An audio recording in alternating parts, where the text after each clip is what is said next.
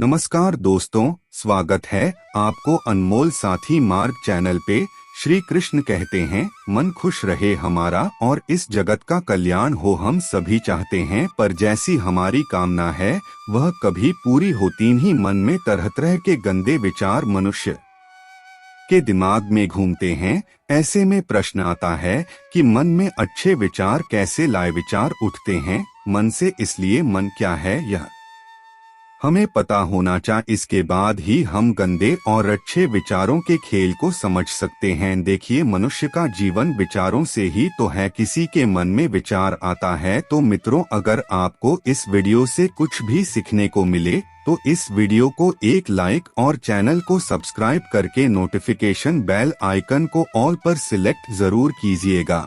तो चलिए वीडियो में आगे बढ़ते हैं। खुद को और इस दुनिया को बेहतर बनाने का तो किसी को आत्महत्या का विचार आता है। इन विचारों से परेशान होने से पूर्व हमें समझना होगा कि आखिर मन में विचार कैसे आते हैं, मन में विचारों की उत्पत्ति कैसे होती है। मनुष्य को अपनी स्थिति के अनुरूप ही विचार आते हैं।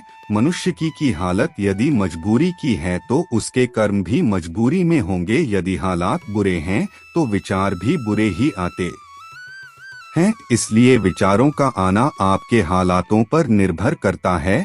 सोचिए, आज परीक्षा है और आपने पूरी तैयारी कर ली है, तो क्या आपके मन में फेल होने के विचार आएंगे? बिल्कुल नहीं। लेकिन परीक्षा आज है और साल भर आपने सिर्फ मस्ती किया है, तो निश्चित है कि दिमाग में विचार भी फेल होने के ही घूमेंगे। तो अधिकांश मामलों में यह उसका खुद का चुनाव होता है। आप परीक्षा के लिए पढ़ाई करें या ना करें, यह आपका चुनाव है। इसलिए अगर आपका चुनाव ही गलत है तो फिर विचार गलत ही होंगे। इसलिए देखा होगा, प्रायः लोग जिस काम में लगे रहते हैं उस काम में भी बुरे विचार उनके दिमाग में छाए रहते। और इसका यह अर्थ कतई नहीं कि मनुष्य के विचारों का आना गलत है। मन में अच्छे विचारों का आना कोई आकाशमात स्थिति नहीं होती। कभी ऐसा नहीं होगा कि आप सुबह उठे और आपके मन में खुद को बदलने का विचार आ जाए और आपकी सभी गंदी आदतें छूट जाए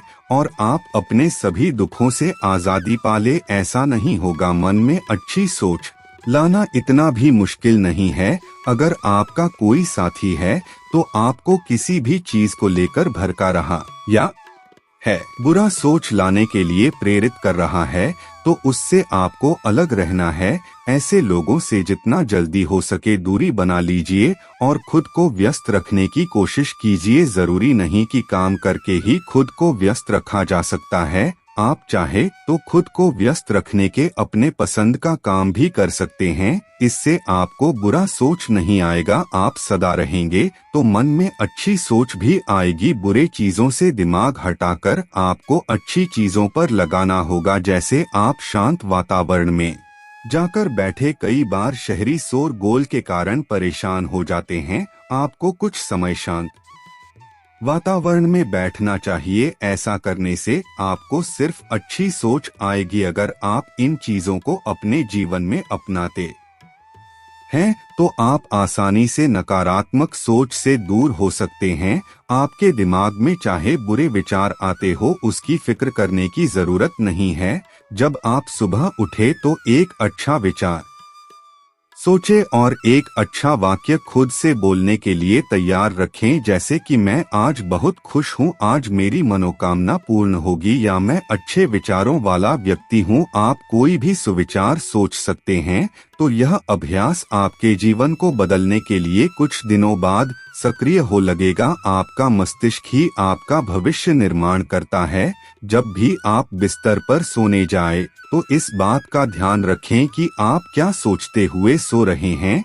यदि नकारात्मक विचार है तो उसकी जगह अपने और अपने परिवार के लिए कुछ अच्छा सोचकर सोए, या अपने इष्ट देव के नाम का जप करते हुए सो जाए। आपका अंतिम विचार ही पूरी रात आपके दिमाग में चलता रहता है, जिसका आपको पता नहीं चलता है। यह विचार ही आपके जीवन को सबसे ज्यादा प्रभावित करता है।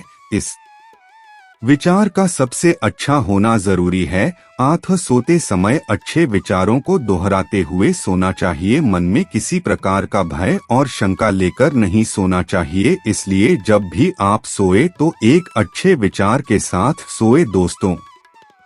इसे मैं एक कहानी के माध्यम से समझाता हूँ। एक बार एक आदमी ने अपनी सारी जमा पूंजी से एक सुंदर घर बनवाया। गृह प्रवेश के एक दिन पहले उसके घर में आग लग गई और पूरा घर धू धू कर चलने लगा। सब लोग आग बुझाने में लगे थे, लेकिन वह आदमी बाजार गया और मिठाई का डब्बा ले आया। जैसे ही वह मिठाई सब लोगों में बांटने लगा तो लोगों ने सोचा शायद घर जलने के कारण इसको गहरा सदमा लगा है, इसलिए इसे समझ नहीं आ रहा है कि इस समय इसे कैसे रिएक्ट करना है। फिर किसी ने पूछ लिया, भाई तेरा घर जल गया है, तू लड्डू बांट रहा है?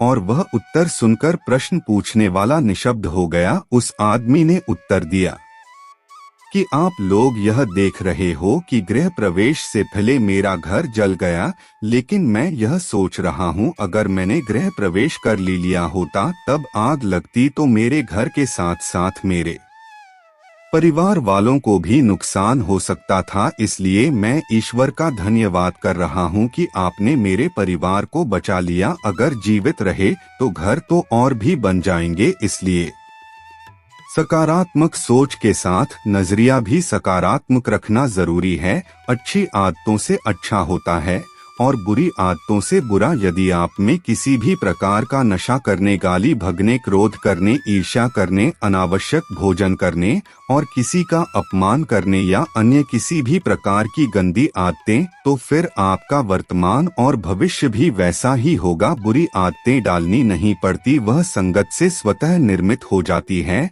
आप अपनी बुरी आदतों को छोड़ने की चिंता करने के बजाय अच्छी आदतें डालना शुरू करें, जैसे सुबह जल्दी उठना, किसी असहाय की सहायता करना, माता पिता के प्रतिदिन पैर छूना, अच्छे प्रवचन सुनना, लोगों से विनय से बात करना, खुद की और अपने मित्रों की गलतियां स्वीकार की। खुद का मतलब यह है, यदि आपसे घर, कॉलेज, ऑफिस या अन्य कहीं पर गलती हुई है तो इसे स्वीकार करने में कोई हर्ज नहीं है। गलतियों पर पर्दा डालने का प्रयास करेंगे तो आप लोगों की नजर में गिरते जाएंगे। काम करने वाले इंसान से गलतियां होती है, यह कोई बड़ा अपराध नहीं है, लेकिन इसे स्वीकार नहीं करना अपराध होता है। यदि आपके किसी मित्र, सहयोगी, परिवार के सदस्य या रिश्तेदार से कोई गलती होती है तो उसे भी स्वीकार करके उसको माफ करना जरूरी है।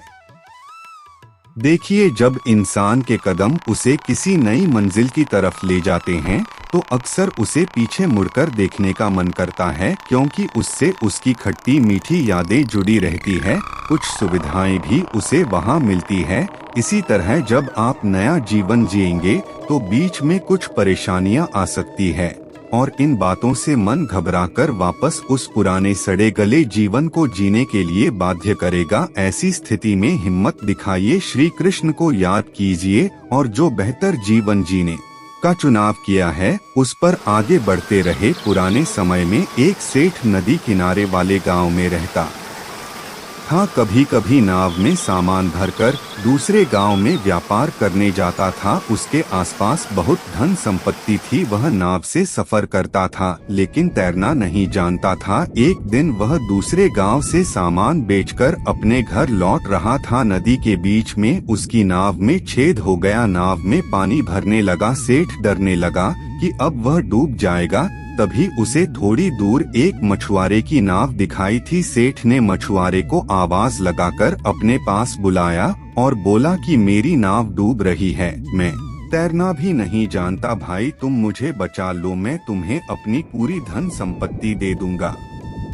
मछुआरे ने उसे अपनी नाव में बिठा लिया। मछुआरे की नाव में बैठने के बाद सेठ की हालत थोड़ी सामान्य हुई। अब सेठ कुछ सोचने लगा। वह मछुआ से बोला, भाई अगर मैं तुम्हें मेरी पूरी संपत्ति दे दूंगा तो मैं अपने घर परिवार का पालन कैसे करूंगा? मैं तुम्हें पूरी नहीं आधी संपत्ति दूंगा। मछुआरा चुपचाप नाव का चप्पू चला ला रहा था। सेठ फिर सोचने लगा। कुछ देर बाद उसने मछुआ से कहा, भाई मेरी संपत्ति में मेरे बच्चों का भी अधिकार है, मैं तुम्हें आधा नहीं 1/4 संपत्ति दूंगा। मझवार ने कुछ नहीं कहा। कुछ ही देर में नव किनारे पहुंच गई। अब सेठ की सोच पूरी तरह बदल चुकी थी। वह सुरक्षित किनारे पर आ गया था। सेठ ने सोचा, इसने मेरी जान बचा के कोई बड़ा काम नहीं किया, यह तो इसका धर्म था। यह सोचकर सेठ ने मछुआ को सोने का एक सिक्का देना चाहा, लेकिन मछुआ ने यह लेने से मना कर दिया। सेठ ने वह सिक्का अपने पास रख लिया